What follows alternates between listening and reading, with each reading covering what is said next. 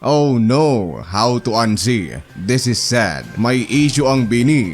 Yup, ang grupo na kumanda ng Pantropiko. Kalat na kalat ang isang viral video sa social media ngayon kung saan may ilang Bini members ang behind the scene ay gumagawa ng himala. And boy oh boy, you will not gonna believe how disgusting, how immoral ang ginawa nila sa video.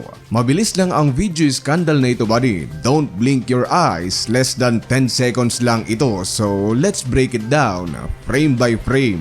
First frame, ang dalawang lalaki na makikita natin sa video ay may pangalang Ethan David at Sean Castro. Si Ethan David ay kabilang sa isang Pinoy boy band na may pangalang GOT.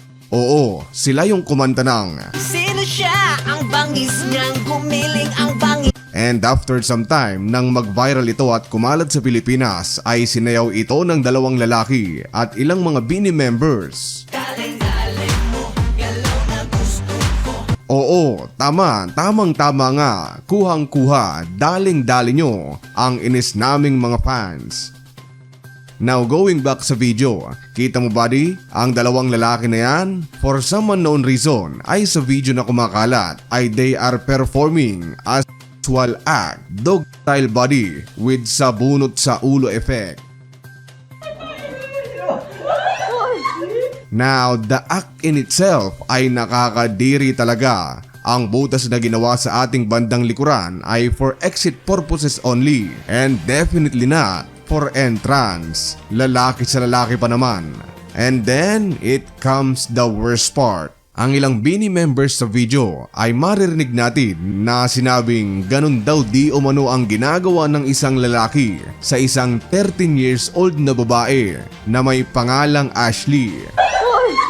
Ganyan yung ginagawa niya kay Ashley. Oo, Sinasabunutan. 13 years old. Sinasabunutan. 13 years old. Now, this is beyond dark joke, Mariana Trench deep level joke na dapat never, hindi mo dapat ginagawang biro na tila ba may alam silang tao behind the scene na kinakasama ng boy at dating sila kahit na 13 years old pa lang ito.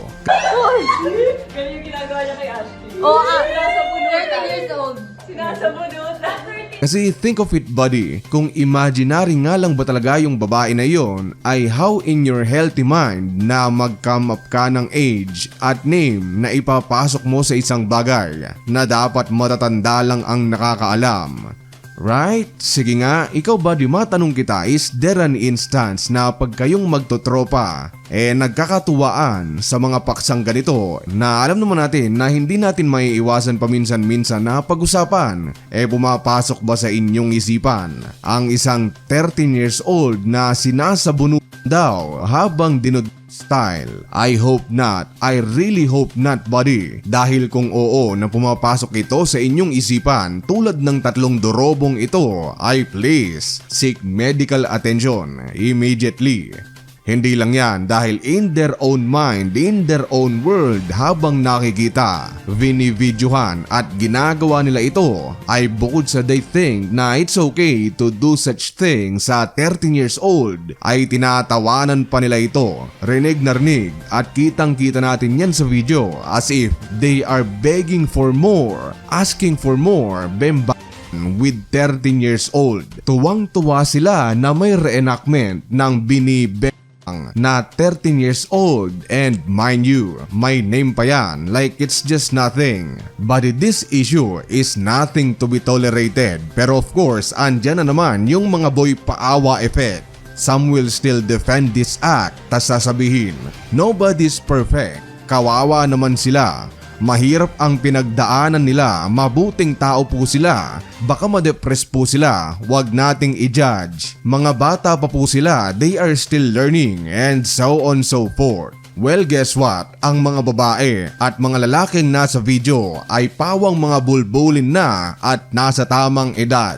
Coming in at Ethan David at 22 years old, Joanna Robles 21 years old, Stacy na 21 years old at Colette na 23 years old. Then boy, these people are indeed a fully grown up boys and girls na alam ang tama at mali. Ngayon, totoo man o hindi na may babaeng 13 years old ang involved ay it doesn't change the fact na sa video, habang nagaganap ang kanilang so-called private moments o katuwaan, ay natatawa sila habang may binibaboy na 13 anyos. And that puts us to our next topic. Let's check our statistics. Kung matagal na kayo dito sa channel ay minsan ko nang ikinwento at ibinahagi sa inyo ang child abuse defender na ito dahil okay lang daw ang relasyon ng kahit na sino, kahit 13 anyos ka pa, basta nagmamahalan at wala kayong tinatapakang ibang tao. I get it. She was a minor when she entered a relationship with Coco, 13 years old or younger.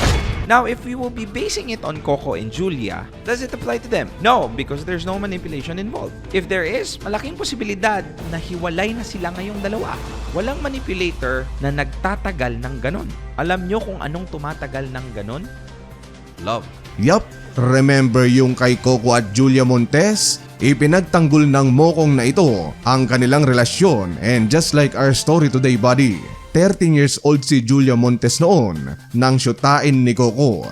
Okay lang daw yun kasi wala silang tinatapakang ibang tao. Well, guess what? Hindi lahat ng tao ay gaya ni Coco Martin. Literal na 1 in a million chance ang ganyang relasyon. Dahil alam mo ba, sa inilabas na report ng CHR ay mula noong 2019 to up to today ay tumaas na ang, hulaan nyo buddy, kung ilang porsyento na ang naitalang pangaso sa mga kabataan. No buddy, take a guess, take a wild guess. Siguro tumaas ng 10%, 50%, 100% increase. That's too low. Dahil ang bilang ng mga recorded child sex violence this 2025 ay tumaas ng 6 na beses. Yup, 6 times more compared noong 2019. And to be specific, ay noong 2019 ay wala sa kalahating milyon ang reported cases ng pananamantala sa mga bata. And today, just around 6 years later, ay lumobo na ito ng 6 times na mas mataas compared to 2019. Specifically, around 2.7 million na mga bata ang reported ng uso sa kabataan dito sa Pilipinas. And I bet this 2025 ay 3 million plus cases na ito. Yan buddy, ay ang mga reported cases pa lang, and what if yung mga unreported o hinahayaan na lang na hindi na lumaki o makarating pa sa ating kapulisan. Millions and millions na mga bata ang biktima ng sexual abuse, mapalalaki man yan o babae, all over the Philippines. And look at where we are now. Look at these motherfuckers. They are just making fun of all the millions and millions of victims all over the Philippines and acting like it's funny and just normal. But you know buddy, sabi ko nga kanina 3 bini member lang ang na-videohan, and I'm quite disappointed na nadamay pati yung ibang miyembro na nananahimik. Only videoana, Stacy at Colette, pero dahil sa ginawa nila nadamay ang buong grupo. Sa official statement na inalabas ng bini ay ito ang kanilang sinabi. Pakipost na lamang ang video buddy kung gusto nyo itong basahin. Ganon din si Ethan at Sean na pare-parehong nag-apology na sila. Heto ang kay Ethan at heto naman ang kay Sean. Now, yung apology ng bini ay basura na in itself at ang sinabi lang isang private moment. And I know na matalino na kayo at alam na hindi naman talaga ang grupo ng bini o yung 3 sangkot mismo ang nagsulat ng apology na ito, kundi yun lamang kanilang staff. Do you think na by doing this text apology they are sincere? Hindi man lang nila sinabi kung tungkol saan ang kanilang apology.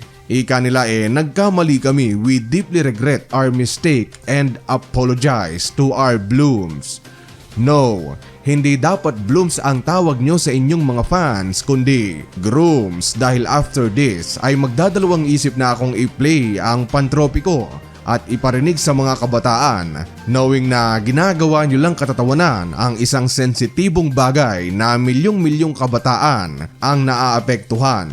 Again, I'm so sad na tila nanonormalize ang ganitong relasyon sa Pilipinas. Mga influencer pa naman din ang namumuro sa mga ganitong paksa. And these 3 members personally ay hindi lang dapat mag-sorry. There should be a punishment coming from their management one way or the other. Kahit kunwari man lang, masuspend. Suspendido sila sa ilang mga show for PR purposes lamang buddy. Or for show lang para malaman naman ng mga Pinoy na kayo-kayo sa industry ay taking this immoral act seriously, na pinoprotektahan nyo ang mga kabataan. Hindi lang basta text apology and boom, done. Move on na, tapos na ang issue.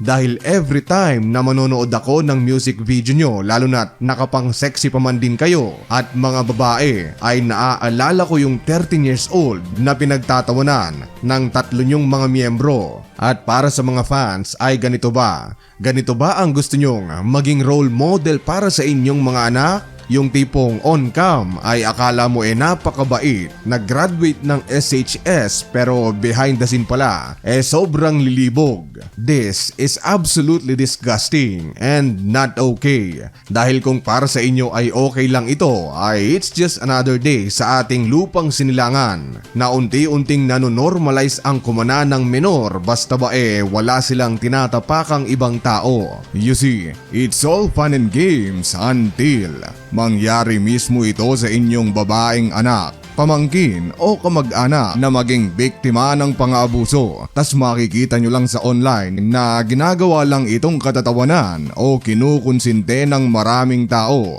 The question now is, will you still be happy na makakita nito? And that's it for today's video. Maraming salamat sa walang sawang suporta, and as always, thank you so much for watching. Goodbye.